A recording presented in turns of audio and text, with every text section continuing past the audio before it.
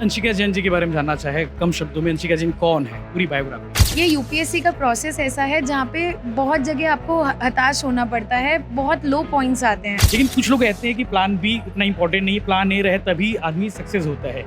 ये थोड़ा सा समझाइए। कोई भी एस्पिरेंट जब ये यूपीएससी का सपना देखता है तो वो सपना सिर्फ ये नहीं देखता कि उसे यूपीएससी क्लियर करना है, वो सपना ये भी देखता है कि उसको लबासना जाना है। लबासना जाने वाली हैं, एक्साइटमेंट के बारे में सुन पा रहा था और कुछ ऐसी बातें जो शायद आपने इस मंच पे नहीं कही।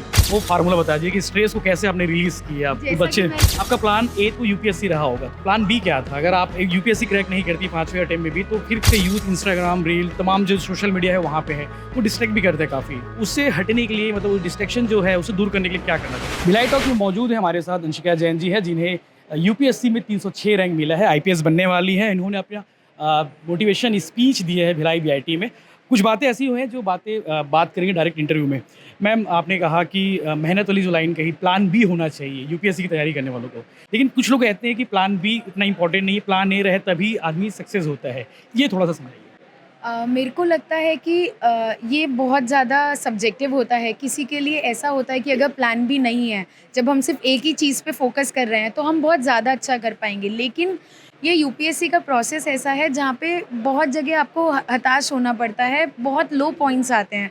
तो उसमें अगर हम पे प्लान भी होता है ना, तो एक मेंटल सेटिस्फेक्शन रहता है कि दैट अगर ये नहीं हुआ तो कुछ तो है हमारे पास। तो उसके लिए मुझे लगता है कि प्लान बी की बहुत ज़रूरत रहती है। लबासना जाने वाली हैं, एक्साइटमेंट के बारे में सुन पा रहा था और कुछ ऐसी बातें जो शायद आपने इस मंच पे नहीं कही।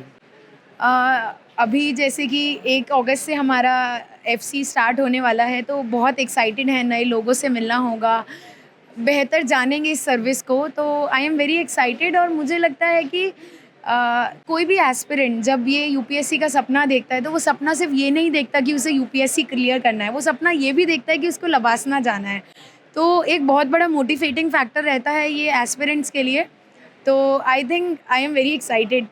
मैम, 4th अटेम्प्ट है आप शायद आपका। ये मेरा 5th अटेम्प्ट Fifth है। attempt जी, 3rd अटेम्प्ट में मैंने इंटरव्यू दिया था, लेकिन 1 नंबर से मैं फाइनल रैंक में नहीं आ पाई। तो बहुत ज़्यादा डिमोटिवेटेड फील हुआ था, लेकिन फिर से तैयारी स्टार्ट करी आज। कैसे मैम, वो फार्मूला बता दीजिए कि स्ट्रेस को कैसे आपने रिलीज किया। जैसा बच्चे, कि मैंने बताया कि 3 पीस बहुत इंपॉर्टेंट होते हैं, पर्पस, पेशेंस एंड प्रैक्टिस। तो पर्पस स्ट्रांग होना चाहिए, वही आपको इस फील्ड में आगे बनाए रखेगा। मेरा पर्पस जो था उसने मेरे को बहुत सहयोग किया कि मुझे करना है, कोई इंसान है या मेरे को इस सोसाइटी के लिए करना है। तो मैं ये मानती हूँ कि पर्पस बहुत ज़रूरी है, गिर के वापस उठ के खड़े होने के लिए। अंशिका जैन जी के बारे में जानना चाहे कम शब्दों में, अंशिका जैन कौन है, पूरी बायोग्राफी। बहुत ही सिंपल और बहुत ही सिंपल लड़की जो चाहती है कुछ करना। कहाँ से मैम, थोड़ा सा स्कूल कहाँ से हुई? मेरी स्कूलिंग दिल्ली से ही हुई है और उसके बाद मैंने बैचलर्स ऑफ कॉमर्स किया है रामजस कॉलेज से, दिल्ली यूनिवर्सिटी। उसके बाद मैंने एमकॉम भी किया है और साथ साथ मैंने सीए भी कर रखा है। और ये इसमें यूपीएससी में तो मेरा जो है। आपका प्लान ए तो यूपीएससी रहा होगा, तो प्लान बी क्या था? अगर आप एक यूपीएससी क्रैक नहीं करती 5वें अटेम्प्ट में भी, तो फिर प्लान बी कहाँ जाता? मेरा प्लान भी था, मेरे को अपना चार्टर्ड अकाउंटेंसी कंप्लीट करना था, क्योंकि मेरा उसका फाइनल अटेम्प्ट ड्यू है। तो बैक ऑफ द माइंड में यही था कि अगर इस बार नहीं होता है तो मैं सीए की तरफ वापस जाऊंगी। जी, वो तो पेंडिंग ही रहेगा मैम, कि वो भी कर लेंगे। नहीं, मैंने सोचा है मैं उसको भी कंप्लीट करूंगी। अभी समय देखते हैं कि कब करूंगी, बट सोचा है करूंगी। मैम, आज का यूथ, एक लास्ट सवाल है, आज का यूथ इंस्टाग्राम रील तमाम जो सोशल मीडिया है वहाँ पे है, वो डिस्ट्रैक्ट भी करते हैं काफ़ी। उससे हटने के लिए, मतलब डिस्ट्रैक्शन जो है उसे दूर करने के लिए क्या करना चाहिए? मेरे को लगता है जैसे हम भी उसी फेज़ में रहे हैं, हमारे पास भी इंस्टाग्राम था, सब कुछ था।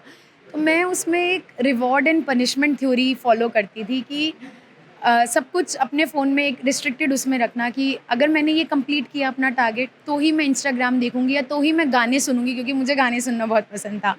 तो इसमें मुझे लगता है कि एक हमारा अंदर से कंट्रोल बहुत ज़रूरी है, क्योंकि चीज़ें इतनी सारी हैं, हम कहीं भी जा सकते हैं, टाइम पास हो सकता है, लेकिन अपने अंदर वो कंट्रोल रखना कि हमको एक बड़े पर्पस के लिए चीज़ करनी है। तो एक internal control is very essential. Social media use कर रहे थे मतलब? जी, मैं करती थी, लेकिन पेपर के समय पे मैं हटाना पसंद करती थी उसे, कि मैं बिल्कुल कट ऑफ कर देती थी। जी। Thank you. चलिए, बाकी बच्चे हैं यहाँ पे और अंशिका जैन जी हैं, यूपीएससी टॉपर रही हैं। 304 रैंक आया है, आईपीएस बनने वाली है। भिलाई में भिलाई टॉक आयोजन किया गया है, जो कि डिस्ट्रिक्ट एडमिनिस्ट्रेशन और म्युनिसिपल कॉर्पोरेशन भिलाई यानी कि नगर निगम भिलाई और जिला प्रशासन की ओर से आयोजन था। बाकी टॉपर से भी, बाकी यूपीएससी क्रैक करने वाले एस्पिरेंट्स से भी बात करेंगे। इस तरह के बाकी अपडेट्स के लिए बने रहिए भिलाई टाइम्स के साथ में। चैनल को सब्सक्राइब जरूर करें। धन्यवाद।